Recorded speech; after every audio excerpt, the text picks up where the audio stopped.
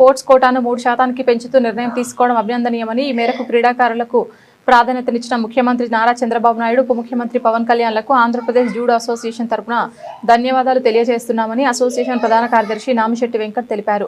Mega డిఎస్సిలో sports quota నియామకాలు పూర్తి పారదర్శకంగా జరిగాయని, అయితే కొన్ని విభాగాల్లో అర్హులైన అభ్యర్థులు లభించకపోవడం వల్లే కొన్ని పోస్టులు భర్తీ కాలేదని ఆయన స్పష్టం చేశారు. అందరికీ నమస్కారం. Venkat Namishetti, Andhra Pradesh judo association general secretary and judo federation of India joint secretary. ముందుగా ఆంధ్రప్రదేశ్ జూడో అసోసియేషన్ ప్రెస్ మీట్కి విచ్చేసినటువంటి ప్రింట్ అండ్ ఎలక్ట్రానిక్ మీడియా వాళ్ళందరికీ ఆంధ్రప్రదేశ్ జూడో అసోసియేషన్ తరఫున, నా తరఫున మీ అందరికీ ధన్యవాదాలు, కృతజ్ఞతలు. ఈ ఒక ప్రెస్ మీట్ ముఖ్య ఉద్దేశం ఇటీవల కాలంలో వచ్చినటువంటి ప్రెస్లో వచ్చిన కొన్ని అసత్య ప్రచారాలు, సోషల్ మీడియాలో వచ్చినటువంటి వాటికి మా బాధ్యతగా మేము తెలియపరచడానికే ఈరోజు ఈ ప్రెస్ మీట్ ఏర్పాటు చేసుకోవడం జరిగింది. మా ఉపాధ్యక్షులు గణేష్ సుబ్బారావు గారు, మరో ఉపాధ్యక్షులు చింతా శ్రీనివాస్ గారు, joint secretary doctor Bhaskar Naidu, ఇంకో joint secretary Andhra Pradesh judo association doctor Gammadi Srinivas. So ఇది అసోసియేషన్ సంబంధించి మేము ఏదైతే స్పోర్ట్స్ కోటాలో వచ్చినటువంటి జాబ్స్ అండ్ మెగా డిఎస్సి మీద జరుగుతున్నటువంటి అసత్య ప్రచారాలకి క్లారిటీ విత్ ఎవిడెన్స్లు, వాళ్ళు అసలు ఎవరో ఏంటన్నది చెప్పదలుచుకునే ముందు మేము ఈ ఆంధ్రప్రదేశ్ ముఖ్యమంత్రి వర్యులు గౌరవనీయులు శ్రీ నారా చంద్రబాబు నాయుడు గారికి, అట్లాగే ఉప ముఖ్యమంత్రి వర్యులు శ్రీ కొనిదెల పవన్ కళ్యాణ్ గారికి, అట్లాగే లోకేష్ గారికి, నారా లోకేష్ గారికి, స్పోర్ట్స్ మినిస్టర్ రాంప్రసాద్ గారికి, ముఖ్యంగా దాంతోపాటు మా శాప్ డిపార్ట్మెంట్ వాళ్ళందరికీ ఫస్ట్ ఆంధ్రప్రదేశ్ జూడో అసోసియేషన్ వాళ్ళకి ధన్యవాదాలు తెలుపుతుంది. ఎందుకు అంటే ఎన్నో ఏళ్లగా మెగా డిఎస్సి మీద జరుగుతున్నటువంటి కాలయాపన ఏదైతే ఈ ప్రభుత్వం, కూటమి ప్రభుత్వం వాగ్దానం చేసి దాన్ని క్రమం తప్పకుండా మెగా డిఎస్సిని ప్రవేశపెట్టడంతో పాటుగా 3% స్పోర్ట్స్ కోటా పెంచి క్రీడాకారులకు ఎంతో దోహదపడినటువంటి ఈ ఎన్డీఏ గవర్నమెంట్కి మా ఆంధ్రప్రదేశ్ జూడో అసోసియేషన్ తరఫున వారికి ధన్యవాదాలు తెలుపుతున్నాం.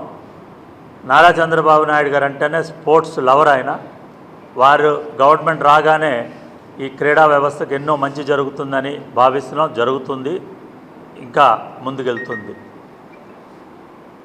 ఇటీవల జనరల్ సెక్రటరీ గారు అయినటువంటి వెంకట్ గారు ఎక్స్ప్లెయిన్ చేశారు పురుషోత్తం అనేటువంటి ఒక క్రిమినల్ గురించి.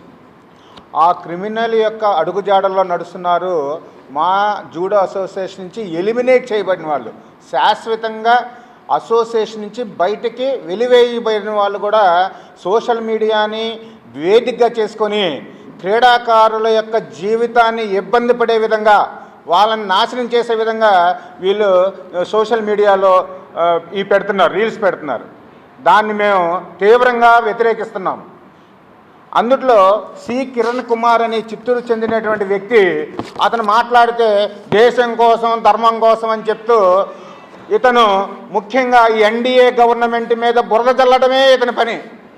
ఓకే, జూడో అసోసియేషన్ తప్పు చేసింది అను విమర్శించు, శాప్ ఫ్రాడ్ అంట, ఆంధ్రప్రదేశ్ గవర్నమెంట్ ఫ్రాడ్ అంట, విజిలెన్స్ ఫ్రాడ్ అంట, డిపార్ట్మెంట్ ఫ్రాడ్ అంట, వీడొక్కడే పత్తిత్తు. ఇతను వైసీపీ గవర్నమెంట్లో చాలా పదవులు కూడా అనుభవించున్నాడు. ఇతని యొక్క ఉద్దేశం ఏంటంటే, ఇతని యొక్క మోటివ్ ఏంటంటే ఈ ఎన్డీఏ గవర్నమెంట్ బురద చల్లడమే. దాని ఉద్దేశంగా వాడు క్రీడాకారులు నాశనం అయిపోయినా వాడు పట్టించుకోడు, క్రీడా సంఘాల వాడిపోయినా పట్టించుకోడు. అటువంటి దుర్మార్గుడిని సైబర్ క్రైమ్ కింద అరెస్ట్ చేసి ఇటువంటి వాళ్ళ మీద తీవ్రమైనటువంటి కేసులు ఫైల్ చేసి వీళ్ళకి క్రీడా సంఘాలకు కానీ, క్రీడాకారులకు కానీ, వ్యవస్థకు కానీ అన్యాయం జరగకుండా చూడాల్సిన బాధ్యత గవర్నమెంట్ మీద ఉందని చెప్పి నేను తెలియజేసుకుంటున్నాను. ఇతను చేసేటువంటి ఆరోపణలన్నీ రాంగు. వీడే ఒక ఫేక్. వీడితో పాటు ఈ పురుషోత్తం అనేటువంటి వ్యక్తి, ఆ తర్వాత కేఎన్ బాబు అనేవాడు, నెక్స్ట్ ఇంకొక అతను కైలాష్ యాదవ్ అని చెప్పి మా తెలంగాణలో ఉన్నారు. వీళ్ళందరూ కూడాను ఫేక్ సర్టిఫికెట్స్ మీద సిబిఐ కేసు పెట్టి ఇందులో ఒకడైనటువంటి కైలాష్ యాదవ్ని సిబిఐ కోర్టు అరెస్ట్ చేసింది. నెక్స్ట్ వెళ్ళేది వీళ్ళు ముగ్గురే. వీళ్ళు సోషల్ మీడియాలోకి వచ్చి భయంకరమైనటువంటి ఆరోపణలు చేస్తూ క్రీడా వ్యవస్థనే పొల్యూట్ చేసేటువంటి దానిలో ఉన్నారు.